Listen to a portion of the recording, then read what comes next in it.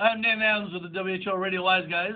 And I'm Brian Gongol behind the camera. And we are here doing our post-game show today, Saturday, August 6th, 2011. We've just wrapped our on-air segment of the WHO Radio Wise Guys, and now we're going to spend a few minutes here talking about some stories we didn't have a chance to get to on the air today. First of all, Brian, Apple leads growth in global smartphone shipments. They shipped 16.5 million units worldwide in the second quarter, making them, for the first time, the leading smartphone supplier in the world. And who were they coming in second to before? I don't know. In the same respect, the makers of BlackBerry, Research in Motion, shipped 12.4 million units. And but their growth is still lagging behind in that market. So basically what this story is saying, this article is saying, is that Apple has for the first time become the largest supplier of smartphones in the industry and is on track to just continue their phenomenal growth in that area. Seems like you need your cheerleader costume when you bring us these stories. I'm reporting the news. That's I all understand. I'm reporting the news. I understand. I'm just saying that the fact that a lot of people are on iPhones is no surprise. I mean, people should be, using whatever they're comfortable with, and that's perfectly fine with me. I just am not, blown over by the fact that they have a lot of increase in sales. I think over time what you're going to find is that BlackBerry is going to need to figure out what it wants to be in this day and age. Okay, they had a long-term presence where I'm sure they were number one for the longest time. Oh, for a long time. Yeah. Now, I think their real key here is they've got to figure out what they want to be now. Is there going to be some kind of are they going to just continue to serve pretty much only the enterprise market, the business market, or are they going to find other ways to be useful? Because people are finding ways to use their iPhones and their Android phones in business networks without having to use the BlackBerry. The iPad, their the advantage. iPhone, people are jumping all over these products. And there was another story that I just told you about here before we started taping this, that Research in Motion is currently in the process of laying off 2,000 of their employees. Nokia, which has been the largest cell phone maker, is the largest cell phone maker in the world, is laying off 7,000 employees. I mean, so these companies that have been around for a long time, are laying off people, and Apple can't make these things fast enough. And Apple has a new model coming out here in a month or so that analysts are saying, if it's everything the rumors are floating around saying it will be, it's going to just blow the competition away. Well, it may or may not. I'm most likely... I don't believe it until I see it. Right. Okay. And the thing is, I'm not likely to become an iPhone user anytime soon. I'm using an Android right now to record this very talk that we're having, and I'm okay with that. I have no problem at all with using the Android. I like it. I like what's there. There's a steep learning curve, but once you get it figured out, it works pretty well. I have not ever been blown away by paying the premium price to get the iPhone to get any kind of premium deal out of it. You'll talk about the user experience, a lot of people will. You were saying just on the air today that one of the advantages to the iPhone, at least as one of your friends says it, is that it just plain works without any trouble. It does. It just works. And I understand that. I am okay with having a couple bumps in the road leading to something better. I mean, I think the Android operating system, which is actually based on Linux, is perfectly fine, and there are a lot of good things to like about it. They offer a lot of neat features with these things these days, and because there are multiple manufacturers making them, you have more options, more choice. So that's what I really like about it. Here's a new survey out, according to some organization called Munster and Murphy. 94% of iPhone users recently surveyed by the firm said they expect to buy another iPhone. That's not unusual. I mean, if you own an iPhone and you love it, probably going to keep on using whatever you had, yeah. Yeah. Only 6% said that they would switch to Android. But among the existing Android users, 47% expect to buy another Android smartphone, but 42% of those people of current Android phone users expect to switch to the iPhone in the next year. It's possible. I mean, this market is so dynamic and so up in the air all the time that those kinds of things could happen. I would be surprised if that many people jump ship and are willing to pay more to get the iPhone. Now, here's another great statistic from this survey. Among BlackBerry users, only 26% said they expect to buy another BlackBerry, while 67% expect to buy an iPhone in the next year. That's also possible. This is why our Research in Motion is currently in the process of laying off 2,000 employees. And they're the ones who are the makers of BlackBerry. Yeah, they make the BlackBerry because somebody has come to the table with a better mousetrap. Remember that old saying, build a better mousetrap and the world will be the path to your door? That's what's happened in the smartphone market here, people. Apple has come out with a better product, and the BlackBerry users are jumping ship left and right. But it is hard to beat the power of free, which is what my Android smartphone would cost right now. So that's part of the deal, too. I don't buy that argument of free because you're still paying for the phone. Well, no, we know that it's not free in the sense that you don't pay for it at all. It just means you don't pay for it up front. Hey, look who just walked in the door unexpectedly. Ross Peterson, what's happening? Wise guy along, Mr. Ross Peterson. How are you guys? Yeah, well, we're doing well. How are you? Doing well. Excited to just join us here for our post-show video, because that's all we have going on today. Ross Peterson in the house today. That's pretty exciting. We were just talking about the Android phone versus the BlackBerry versus the iPhone. Guess which one Dan loves so much? Well, I think... Ask him why. What do you mean, ask him why?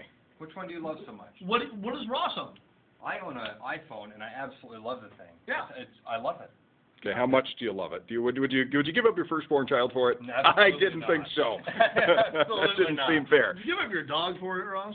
Your dog to get an iPhone? I don't know, I'm just... there's a new survey out here that says... You have one old dog. a survey here that says 40% of iPhone users would rather go shoeless for a week than give up their iPhone. Really? Shoeless? Yes. You people that screwy in the heads. 40% of people say that they would give up brushing their teeth over using their iPhone, as opposed to only 22% of Android users. And really? Wait, seriously? Okay, let me hang on a second here. Would you ever skip brushing your teeth just to use your smartphone for a week? No, but brushing your teeth for a week? I will tell you this. When you said the no shoes, I contemplated that one. I would say no. Well, we'll see. Here's one. You'd be in touch with your Van and Bonnie, Inner Van and Bonnie. Exactly. Right Yeah, Everybody wears shoes here at right. WHO. The same survey found that 83% of iPhone users thought other iPhone users would make the best romantic partners.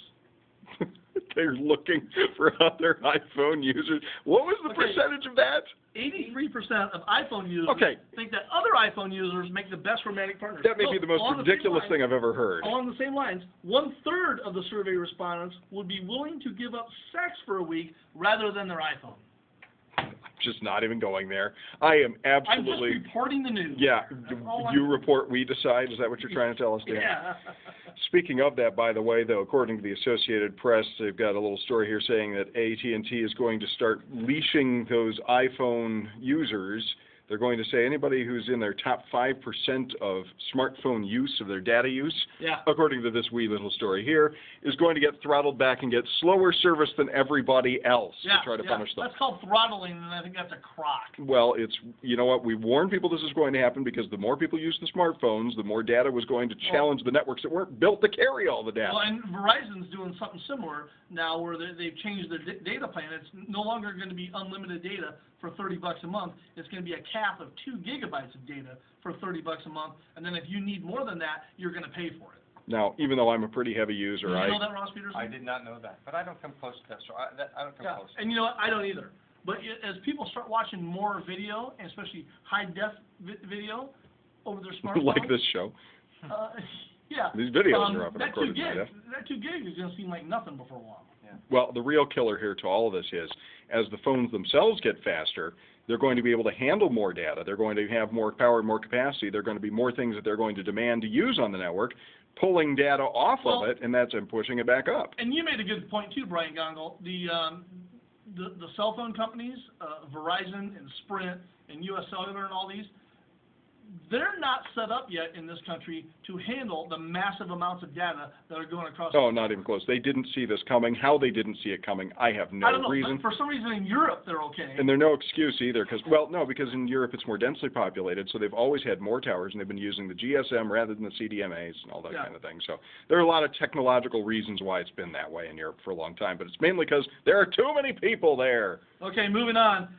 We talked about this a couple of weeks ago. The lookalikes Apple stores in China. There's fake Apple stores popping up in China. Did you know this, Ross? Is that where you got your iPhone? Apple stores? Fake Apple stores with fake Apple employees popping up in China now, selling real Apple products, but they're not actually owned by Apple, the stores. Apple has cracked down on these, working with the Chinese government to crack down, and they have found similar fake Apple stores in the United States. So wait, they're selling real Apple products. They're selling actual. But they're not authorized to do it from Apple, and they're not. They go so far as to have the exact same T-shirt, blue T-shirts with the Apple logo and the exact same gaudy-looking name tag that the Apple employees wear. You know, the little thing on the lanyard, the dork tag. Hanging around their neck. You know, I mean, you walk in and you think you're in a real Apple store, an actual Apple store, but they're not. And what they're doing is they're getting the product from a third party, another source, and they're selling to you.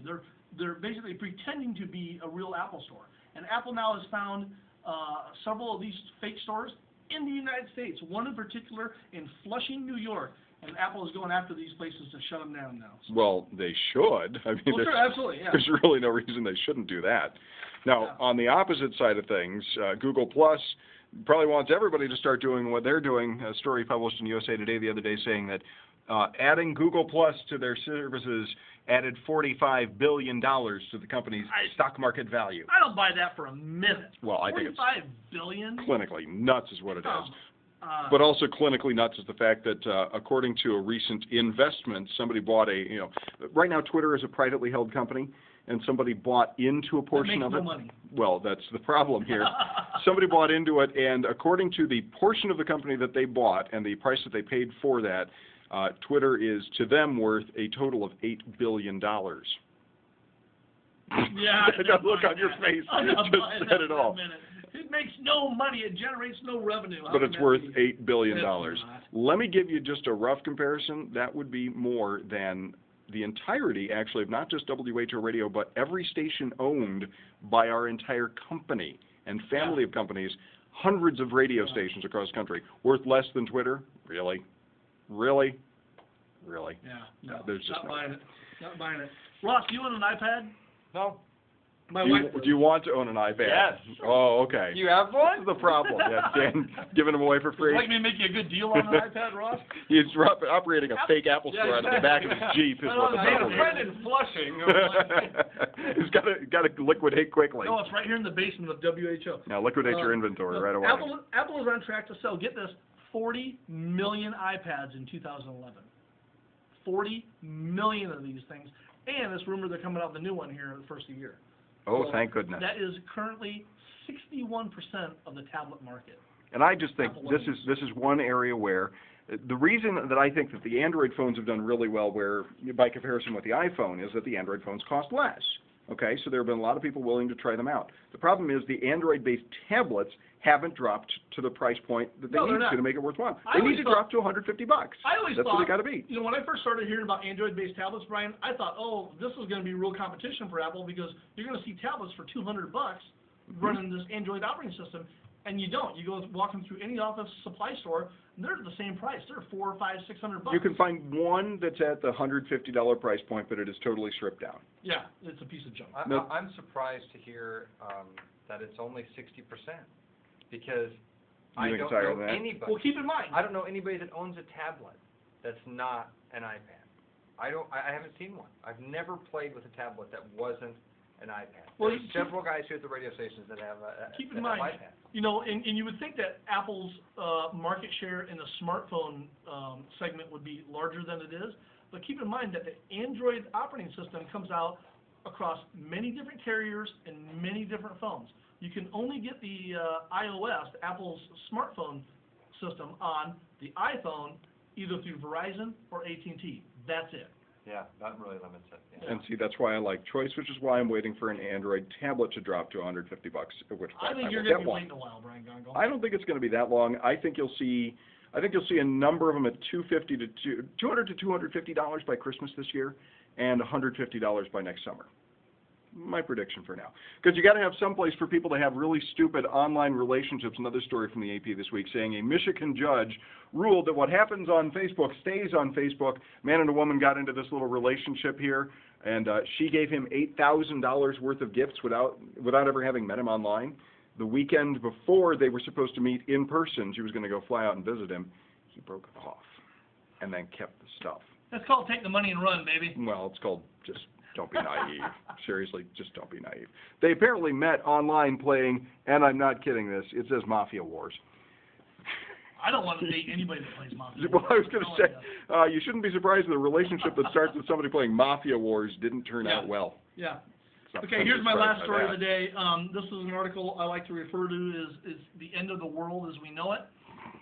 If you're familiar with the Terminator series, you know, the computer system called Skynet that eventually, you know, builds the machines that take over the world and destroy mankind. Okay. Here's the beginning of that right here. Photonic chips are poised to replace electronic chips because researchers have succeeded in preventing a silicon chip's light signals from reflecting backwards. You want to say that again? Why does this matter? A silicon chip's light signals, they have prevented the light from reflecting backwards. What this means is a new type of chip that's highly more efficient, okay?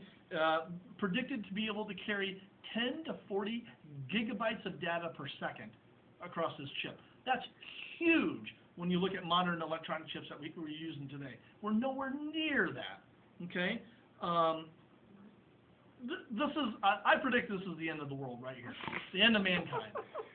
I guess, Ross, you and I need to check out. Dan thinks it's all over. This means that, Get to it right away. means that in the future... I'm concerned now, so I'm intrigued.